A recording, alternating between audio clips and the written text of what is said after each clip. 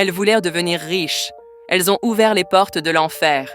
Si tu aimes mes histoires, abonne-toi, like, commente, partage et dis-moi dans quel pays tu te trouves.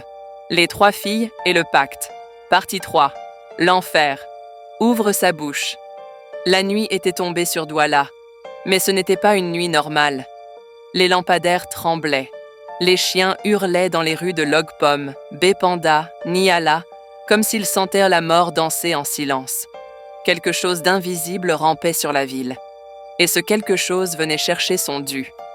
Le père Mba, guidé par la foi et la compassion, se rendit dans la maison d'Elsie avec Cathy. Ce qu'ils trouvèrent là dépassait toute compréhension humaine. La villa, jadis luxueuse, était en ruine. Les murs pleuraient de l'eau noire. Des tas de verre grouillaient sous le canapé. Des milliers de cafards rampaient dans la cuisine. Et dans la chambre principale, Elsie flottait en l'air, nue, les yeux retournés, son ventre ouvert par une force invisible. Elle chantait d'une voix d'homme « Wanaye, Yana Lambako, Wanaye ». Traduction possible « Ils arrivent, les mangeurs d'âmes, ils arrivent ».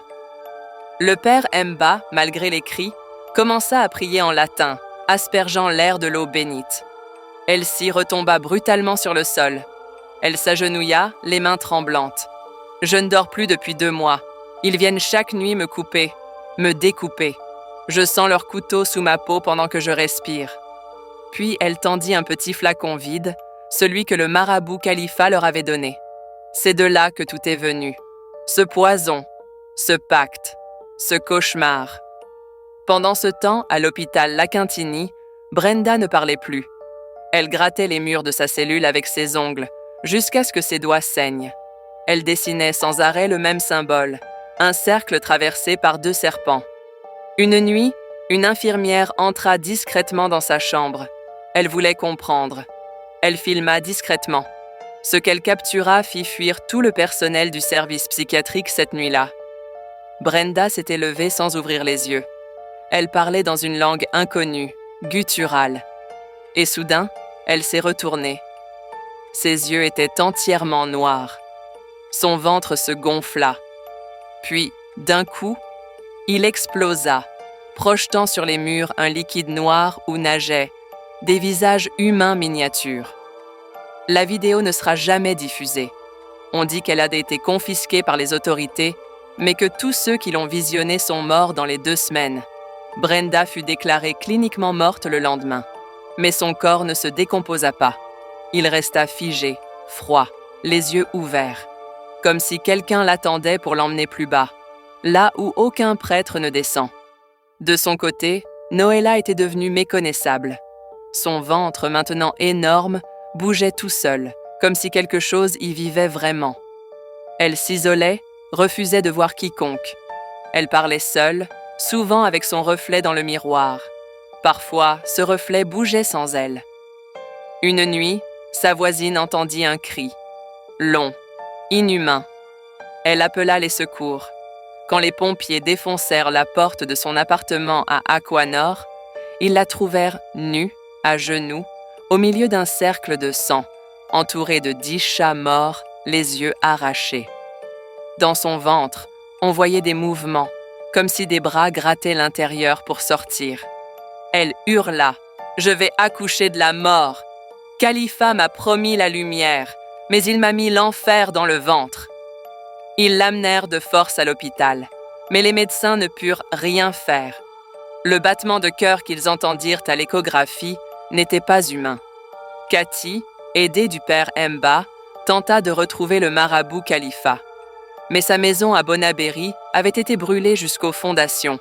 Les voisins disaient « Cet homme n'était pas un marabout, il était autre chose. Il venait toujours la nuit. Ses yeux n'étaient pas naturels. Il parlait avec les chauves-souris. » Un enfant du quartier affirma « Une nuit, je l'ai vu sortir de la maison avec les 3 filles. Mais elle ne touchait pas le sol.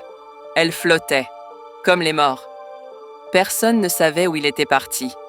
Mais une rumeur disait qu'il avait rejoint le fleuve Wouri, là où les esprits les plus anciens vivent dans l'eau, attendant des âmes en offrande.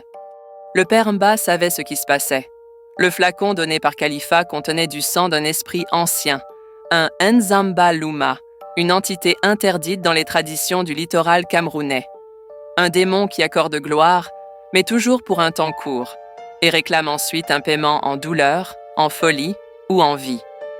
Il décida de tenter un dernier exorcisme sur Noëlla, en collaboration avec 4 prêtres et une prêtresse Bakoko. Mais pendant le rituel, le sol trembla, les bougies s'éteignirent d'un coup et la pièce se remplit de cris d'enfants morts. Noëlla se leva, les yeux rouges, le ventre craqué comme une coquille d'œuf, et dit d'une voix grave « Vous ne pouvez pas m'arracher. Elle m'a appelé. Elle m'a nourri. Je suis née d'un péché ancien. Vous êtes trop tard. » Puis elle perdit connaissance, le ventre ouvert, mais vide. Rien à l'intérieur.